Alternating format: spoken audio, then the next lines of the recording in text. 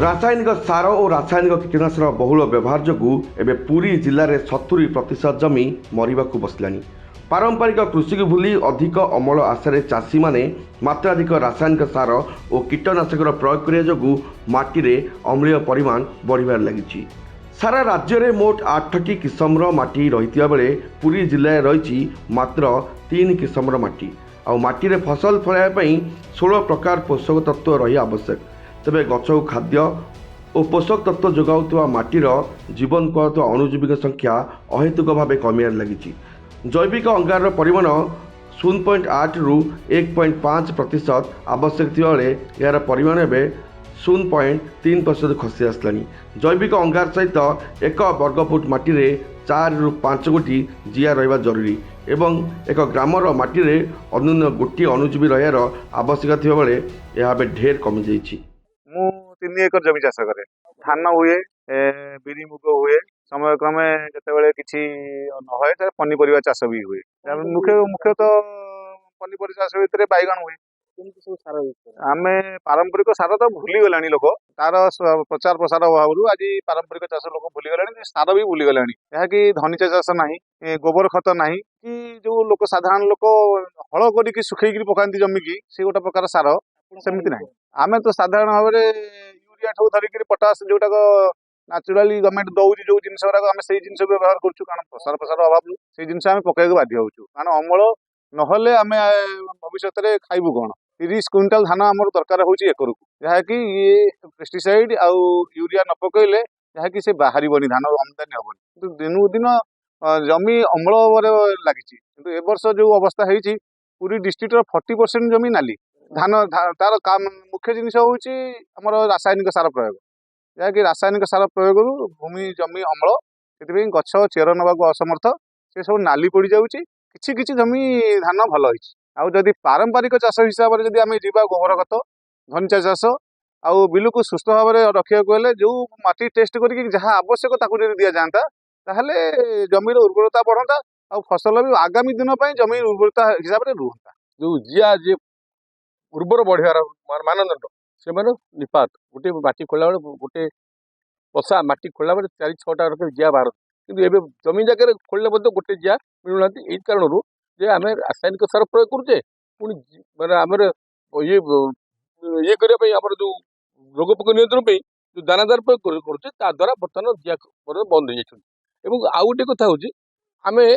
गोबर गोटे गोटे गाँव में जो गो संपत्ति थे ना गोबर पर्याप्त पाऊना गोबर खत दबाटा संभव होना किंतु मु अनुभूति जहाँ देखुची गोबर खता को करने को बहुत गोबर पर यांत्रिक जेहेतु मेसीन आसीगला गोबर गाई को बर्तमान एत परिमाण पालिबा ए सब तो संभव होना तेणु एत गोबर खत पर्याप्त परिमाण मिलिबो नाही किंतु बर्तमान आयुध हूँ धनिचा केवल धनिचा जदि चाषी मान द्वारा आदृत हुए से ग्रीन मार्केट करती ताले माटीर उर्वर बढ़ माटीर ह्यूमस बढ़ या द्वारा सार प्रयोग करा जाइबो नहीं। सार प्रयोग यूरिया गोटे एक्सेस मात्रा प्रयोग करने द्वारा माटीर पूरापूरी गुणवत्ता नष्ट हो अम्ल हो जाऊँगी जहाँफल कि माटी चेर तार पर्याप्त रोनी माटीर सुस्थ स्वास्थ्य आउ नहीं कहले चले। यही कार्यक्रम जब आम धनिचा चाष पर गुरुत्व देकर आम जब कार्य चाषी मान बुझे बहुल आकार में ग्रीन मैरिंग चाष करवा सबुज सार ताले निश्चित भाव में आम आग दिन को यही जमीर स्वास्थ्य भल रहा। बर्तमान आम टे देखी दौचे जमी सार टे पकई दौचे बर्तमान एकर पिछा 20-25 क्विंटाल 30 क्विंटाल धान अमल पाचे ये आस्ते आस्ते आस्ते आस्ते माटीर स्वास्थ्य कमिया पर आगामी 10-15 वर्ष को देखिए माटीर गुणवत्ता कमिजा हेतु एकर पिछा 15 क्विंटाल 7 क्विंटाल 10 क्विंटाल पशि सेपटे रासायनिक सार प्रयोग द्वारा चाष जमीर स्थिति दिनकु दिन बिगुड़ी ता सहित भूतल जल प्रभावित होई परिवेश उपरे कुप्रभाव पड़े बोली बुद्धिजीवी माने आशंका करछन्ति। विशेषकर कृषि विभाग तथ्य अनुसार मृत्तिका स्वास्थ्य कार्ड मिलता सूचना मुताबक पुरी जिले में 70% चाष जमी अम्लीय। मात्राधिक रासायनिक सार प्रयोग जो अम्लीय परिमाण वृद्धि पाई अणुजीवी माने मरी जाउछन्ति। पोषक तत्व ह्रास पाई फस्फेट कठिन हो रही फल गछ चेर देबारे समस्या पुची। धान डाली जातीय तैल जातीय एवं पनीपरिया सबुथिरे केवल रासायनिक सार उपर निर्भर कर चाषी।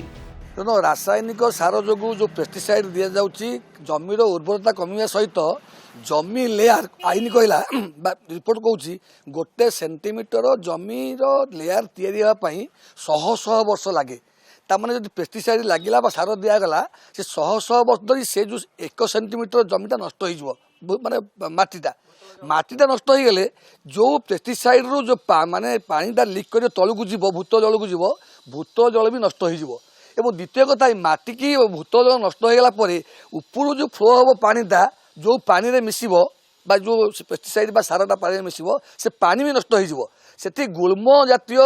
वृक्ष तैयारी हेबनी एवं छोट छोट जल जीव नष्ट हो तामाने पेस्टिसाइड एवं ये जो रासायनिक सार व्यवहार होची द्वारा माटी नष्ट होची भूत जल नष्ट होची एवं ऊपर जल नष्ट हो गुल्म नष्ट हो सहित जल जीव नष्ट हो तेणु यहाँ गोटे सुदूर प्रसारी प्रभाव एकदम पड़ो एवं सबुज विप्लव ना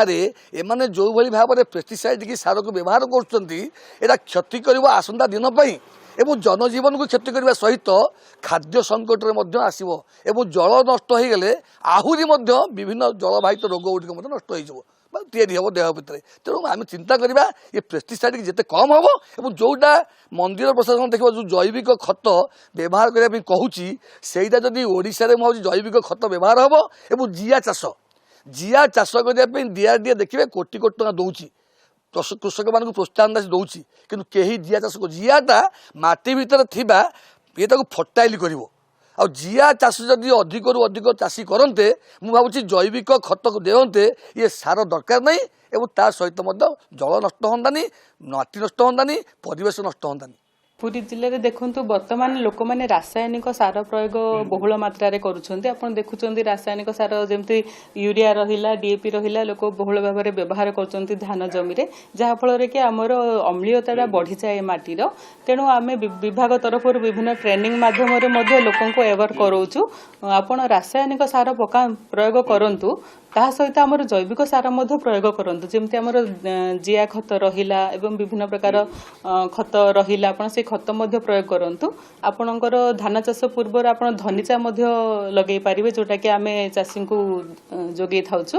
आउरी आमे विभिन्न प्रकार ट्रेनिंग माध्यम रे जोगौछु जेमती कि धान चाष पर मध्य आमे रबी ऋतु रे डाली जातीय फसल करिया पई लोकन को प्रोत्साहन दउछु जहा फल रे कि आम नाइट्रोजन फिक्सेशन हबो माटीर उर्वरताटा मध्य बढ़िबो आउ सेथिपई आमे चाहूछु जे चाषी माने एवर हुवंतु धीरे धीरे ऑर्गेनिक आड़ को फार्मिंग आड़ को टिके जानतु एबे तो आपण जानछथि हमर